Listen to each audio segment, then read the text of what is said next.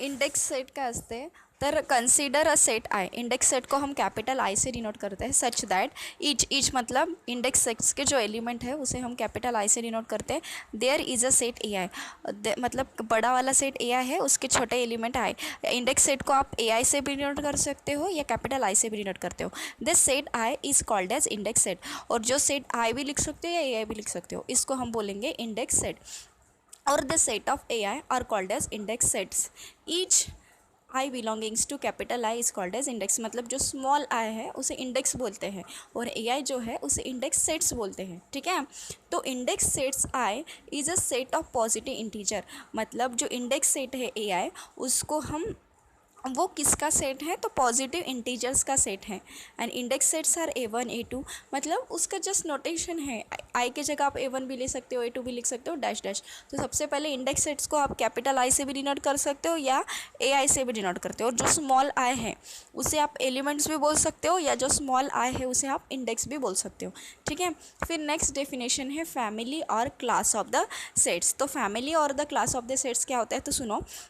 A set whose elements are themselves. मतलब जो set के जो एलिमेंट है वो खुद एक फैमिली है, मतलब एक खुद वो है सेट के मेंबर्स हैं. तो जो सेट्स के जो एलिमेंट्स है उसको ही हम बोलते हैं फैमिली ऑफ सेट.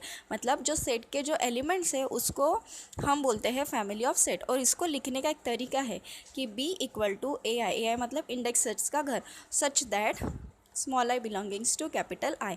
एंड ये स्मॉल आई जो है उसे हम बोलते हैं इंडेक्स. फिर देखो नेक्स्ट डेफिनेशन है पावर ऑफ अ ए.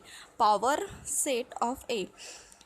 फिर देखो the power set A is family of a set of all the subset of A. Subset मतलब क्या होगा, एक बड़ा सा घर होगा उसके अंदर एक छोटा सा घर होगा.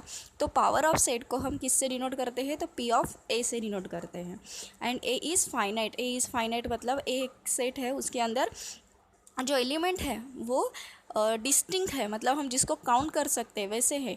और ये आपको ध्यान में रखना पड़ेगा कि पावर ऑफ सेट ए को लिखने का तरीका ऐसे है कि power of A equal to 2 two power mod of A. ये आपको ध्यान में रखना पड़ेगा. फिर इसको समझने का ये तो उसका फार्मूला हो गया पावर ऑफ सेट ए. फिर उसको समझने के लिए हमने एक एग्जांपल लिया है. लेट ए एक सेट है उसमें 3 एलिमेंट है 2 3 5. देन अगर हमें मॉड ऑफ ए निकालना है, मॉड ऑफ ए मतलब यहाँ पे कितने एलिमेंट्स है 1 2 3, तो यहाँ पे 3 आ गया. फिर ये वाला फार्मूला एज इट इज़ लिखा है mod of P of A and 2 as it is.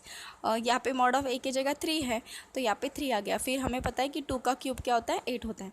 फिर पी ऑफ ए मतलब power of A. Power of A को जैसे यहाँ पे जो एलिमेंट है ए उसका रिलेशन कभी